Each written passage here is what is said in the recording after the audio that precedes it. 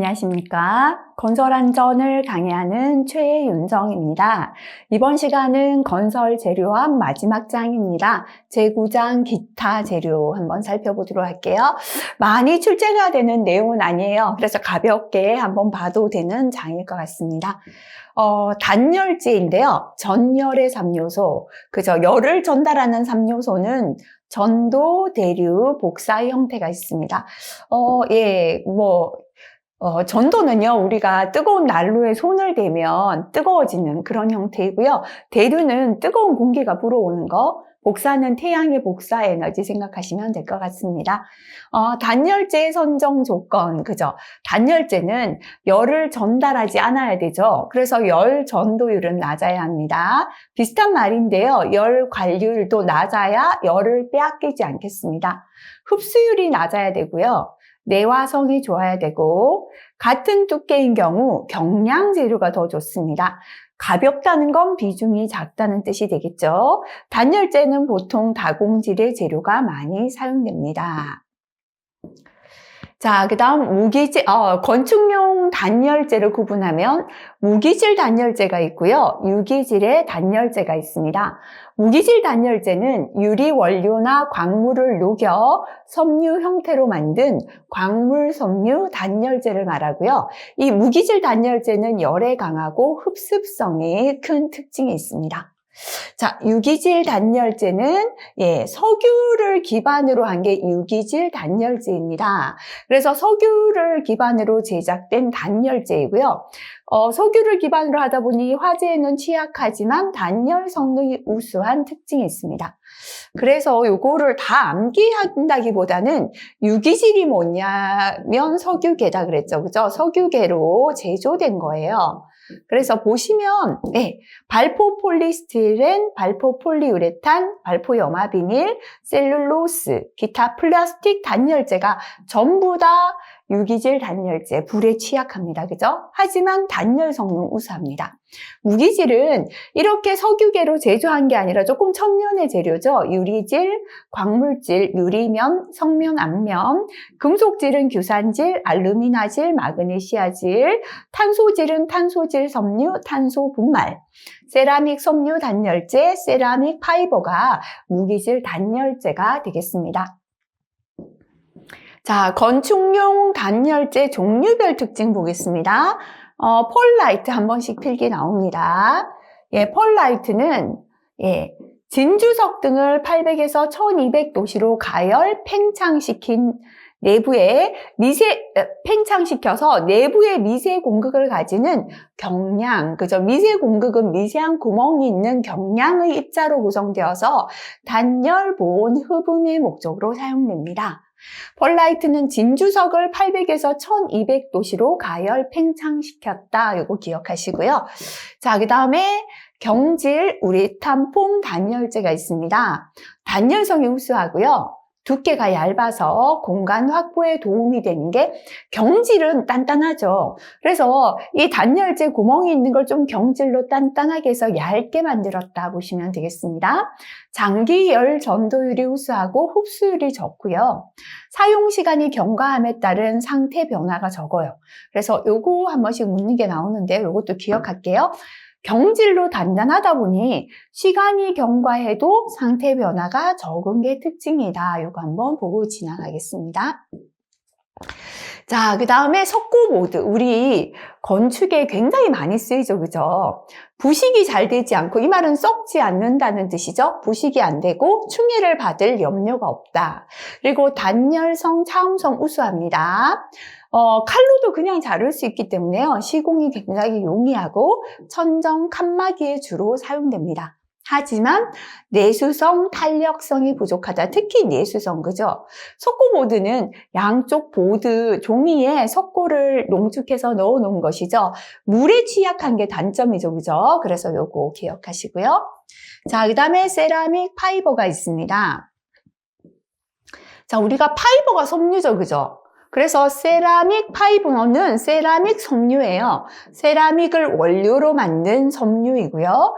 1000도씨 이상의 고온에도 잘 견뎌서 공업용 가열로나 내화 단열재. 세라믹 파이버는 어떤 특징? 내화 단열재나 공업용 가열로에 주로 쓰이고요.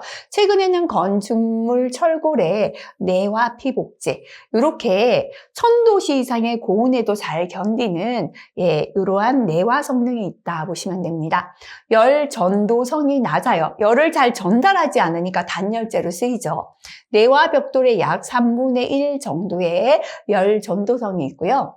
가볍고 단열 효과가 좋습니다. 단열재 중에서 가장 높은 온도에 사용할 수 있죠. 그래서 가열로나 내화 단열재, 내화 피복재로 사용할 수 있는 게 뭐다? 세라믹 파이버이다. 기억하시고요. 자, 그 다음에 규산 칼슘판 단열재가 있습니다. 내열성, 내파손성이 우수하여 철골의 내와 피복으로 사용하는 게 규산 칼슘판 단열재 되겠습니다. 자, 그 다음에 기타 재료에서 유리로 넘어갈게요. 유리의 주 성분은 이산화규소, SiO2입니다. 한 번씩 묻는 거 나옵니다. 주 성분은 이산화규소, SiO2가 되겠습니다. 자, 그 다음에 이제 유리의 종류 한번 살펴볼게요. 복층 유리는 복층이죠. 2장 이상의 판유리를 나란히 넣고 그 틈새의 대기압에 가까운 압력에 건조한 공기를 채우고 그 주변을 봉착한 것으로 결로 현상 발생이 가장 적어요. 그래서 양쪽 유리 사이에 공기를 채워놔서 여기 공기층 때문에 결로가 생기지 않는 게 복층 유리가 되겠습니다. 자, 그 다음에 에칭 유리인데요. 에칭은 5mm 이상 판 유리면에 그림이나 문자 등을 새긴 유리가 되겠습니다. 유리면에 그림이나 문자를 새겨 넣은 걸 에칭 유리라고 합니다. 유리면에 부식액의 방호막을 붙이고 이 막을 모양에 맞게 우려낸 후 그 부분에 유리 부식액을 발라 소요 모양으로 만들어 장식용, 그림이나 문자를 유리에 새겨서 장식용으로 사용되는 게 에칭 유리가 되겠습니다. 자, 그 다음에 강화 유리 많이 들어봤죠? 우리 대형 건물에 현관 드론이 있거나 자동차도 유리가 깨지면 유리가 찔리도록 파손되지 않고 굉장히 잘게 파손되잖아요. 그죠? 판유리를 열 처리한 후 유리 표면에 공기를 불어서 급냉시킨 강환 유리가 되겠습니다. 유리 표면에 강한 압축 응력층을 만들어 파괴 강도를 증가시켰습니다. 그래서 이렇게 유리 표면에 공기를 불어서 급냉시키면서 강한 압축 응력층을 만들어 강화시킨 파괴 강도를 증가시켰다 해서 강화유리입니다. 강도는 플로트 판유리에 비해 3에서 5배 정도 이렇게 강도가 큽니다. 주로 출입문, 계단 난간, 안전성이 요구되는 칸막이 등에 사용되고요. 깨어질 때 판유리 전체가 파편으로 잘게 부서지죠. 깨지더라도 파편이 피부를 다치지 않게 한다. 그죠? 그리고 현장에서 절단 가공할 수가 없죠. 그죠? 그래서 강화유리 다시 한번 볼게요. 유리 표면에 공기를 불어서 급냉시켜서 강한 압축 응력층을 만들어 파괴 강도를 증가시킨 유리가 됩니다. 강도는 보통 플로트 판유리의 3에서 5배 정도이고요. 판유리 전체가 파편으로 잘게 부서집니다. 깨지더라도 파편이 피부를 다치지 않게 하고요. 현장에서 절단 가공할 수가 없습니다. 시험에 나왔기 때문에 넣어놨습니다. 그죠? 강화유리 검사 항목 보겠습니다. 일단 파쇄 시험, 쇼트백 시험, 내충격성, 투영 시험. 그죠? 파쇄, 쇼트백, 내충격성, 투영. 암기는 말고 한번 읽어보고 지나가고요. 자, 열선 반사 유리입니다.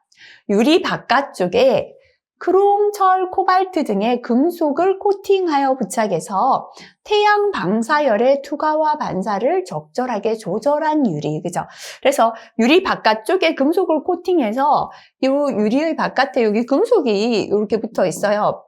들어오면 반사, 열선이 어느 정도 투과되고 반사되고를 조절한 게 열선 반사 유리가 되겠습니다. 로이 유리인데요. 유리 표면에, 로이 유리는 유리 표면에 열 적외선을 반사하는 금속 또는 금속 산화물을 얇게 코팅한 것으로 열의 이동을 최소화시켜주는 단열성이 높은 유리입니다. 그래서 아까 열선 반사 유리도 방사열을 투과와 반사를 적절하게 조절하는데요. 자, 로이 유리는 열의 이동을 최소화시켜주는 단열성이 더 높은 유리다 보시면 되고요. 고단열 유리로 일반적으로 복층 유리로 제조하고요. 방사율과 열 관율을 낮추고 가시광선 투과율을 높인 유리. 그죠? 열이 통과하지 못하게 했지만 가시광선은 투과하도록. 다시 말하면 열은 햇볕에 의한 열은 차단시켜버리고 가시광선만 투과할 수 있도록 만든 게 로이 유리다 이렇게 보시면 되겠습니다.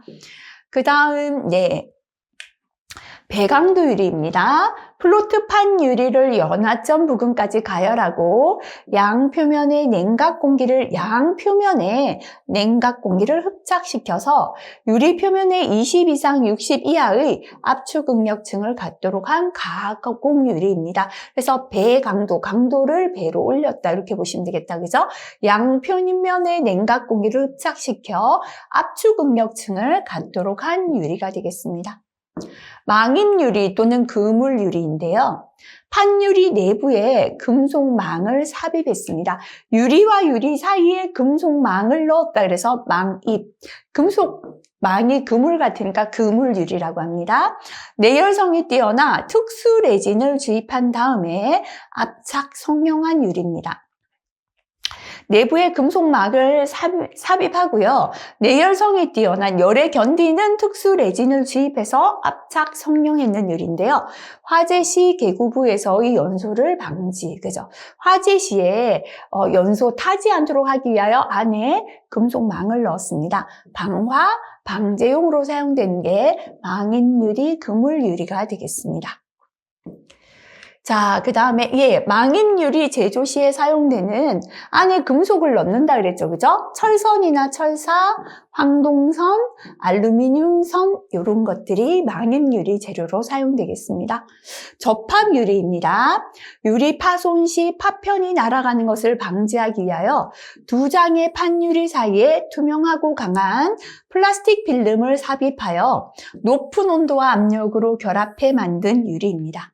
다시 볼게요. 접합유리는 두 장의 판유리 사이에 플라스틱 필름을 삽입해서 높은 온도와 압력으로 플라스틱 필름을 결합해서 만든 유리. 그죠? 그래서 아까, 금방 우리가, 망임유리는 판유리 내부에 금속망을 넣었죠. 그래서 그물 같은 금속망을 넣는 건 망임유리 또는 그물유리가 되죠. 그죠? 근데 금방 했던 접합유리는 유리 사이에 강한 플라스틱 필름을 삽입해서 온도와 압력으로 결합시킨 것이다. 자주 나오진 않는데요. 그래도 특징 비교하겠습니다. 소다석회 유리, 건축공사의 일반 창유리로 가장 많이 사용되는 게 소다석회 유리고요. 자외선 투과율이 적습니다. 자, 요런 유리보다는 특수유리, 그죠? 이 특수유리가 시험에는 더 잘 나옵니다. 열선 반사유리가 있습니다. 판유리 한쪽 면에 열선 반사를 위한 금속 산화물 코팅막을 형성시켜 반사 성능을 높인 유리입니다. 열선을 반사하니까 태양열의 열선을 차단하여 냉방 부하를 줄일 수 있다. 태양의 열선이 그대로 내부에 들어오면 여름에 더울 때 냉방을 많이 해야 하죠. 이렇게 열선을 반사시켜서 태양 열선을 차단하다 보니까 냉방 부하를 좀 냉방을 적게 해도 되도록 줄인 게 열선 반사 유리가 되겠습니다. 반대로 열선 흡수유리입니다. 보통 판유리에 철, 니켈, 코발트 등을 첨가해서 적외선을 흡수하여 실내로 적외선이 잘 투과되지 않도록 한다. 이건 무슨 말이냐면 판유리가 열선을 흡수해버려요. 열선을 유리가 흡수하다 보니까 실내에는 자외선이 잘 투과되지 않도록 한 게 열선 흡수유리. 열선 반사유리는 아예 반사를 시켜서 반사하기 위한 금속 산화물을 코팅해서 열이 유리 안으로 들어오지 못하게 반사하는 것이고요. 이 열선 흡수 유리는 유리면이 열선을 흡수해서 실내로 열선이 잘 투과되지 않도록 하는 겁니다. 역시나 여름철 냉방 부하를 감소시키고 자외선에 의한 상품 등의 변색을 방지할 수 있고요. 요거는 채광을 요구하는 진열장에 이용되겠습니다. 자, 그 다음에 스팬드럴 유리죠. 판유리 표면에 색상을 첨가한 세라믹 도료를 코팅한 후에 열 처리, 냉각, 공정을 거친 유리로 고온 고압에 잘 견디고요. 다양한 색상, 내식성이 우수하여 반영구적으로 사용할 수 있습니다. 외벽의 상단 개구부, 하단 개구부와 사이 부분, 스팬드럴부에 주로 사용합니다. 판유리 표면에 색상을 첨가했고요. 고온 고압에 잘 견디고 다양한 색상과 내식성이 우수해서 반영구적 사용할 수 있는 게 스팬드럴 유리가 되겠습니다. 내용을 봐서는 구분 좀 안 될 수도 있는데요. 한번 읽어보고 또 기출에서 예상 문제 통해 다시 정리하겠습니다. 프리즘 유리 또는 포도 유리라고 합니다. 프리즘의 원리를 응용하여 투과되는 광선의 방향을 변화시키거나 집중 확산시킬 목적으로 사용되는데요. 지하실이나 지붕의 채광용으로 사용됩니다. 용도 정도 구분하시면 되겠습니다. 자, 그 다음에 자외선 투과 유리, 그죠? 자외선을 잘 투과하는 유리로 일광용, 병원, 요양소, 그죠? 이렇게 햇볕을 봐야 되는 일광용이나 병원이나 요양소의 환자분들도 자외선 받아야 된다, 그죠? 이렇게 자외선이 잘 들어오게 한 게 자외선 투과 유리가 되겠습니다. 자외선 차단 흡수 유리가 되겠습니다. 철이나 크롬이나 망간의 산화물을 혼합하여 제조한 것으로 자외선을 차단해서 염색품에 색이 바래는 것을 방지하고, 어떤 색이 있는 제품들은 자외선 자꾸 받으면 색이 바래지죠. 그거를 방지하기 위하여 앞에서는 열선을 차단한다 했는데 지금은 자외선만 차단하고 흡수한다, 그죠? 자, 그래서 채광을 요구하는 진열장에 사용됩니다. 액정 조광 유리인데요. 두 장의 유리 사이에 액정 시트를 끼운 유리로 투광성을 조절하고 특정 방향의 시야를 차단할 수 있어서 발코니, 난간 등에 사용되는 게 액정 조광 유리가 되겠습니다.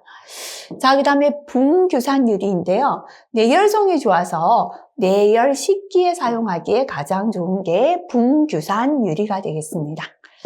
자, 특수유리와 사용 장소. 아까 조금 혼돈스러웠죠? 비슷한 것 같은데 좀 혼돈된다 했는데요. 잘 나오는 거 모아볼게요. 진열용 창, 그죠?